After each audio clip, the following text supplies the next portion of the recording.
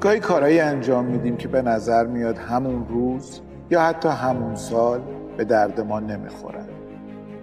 مثلا تأثیری که از خوندن یک کتاب میگیریم، یاد گرفتن از یک کلاس، دیدن یه آدم با تجربه، سفری پر از اتفاقات عجیب و غریب، یا دیدن فیلمی که قهرمانش مثل ما فکر نمیکنه.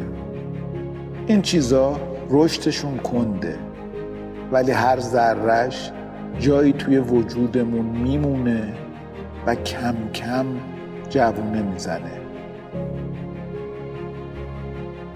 یه روز وقتی فکرش هم نمی کنیم جوونه سرشو میاره بیرون و مسیر زندگیمونو آروم تغییر میده.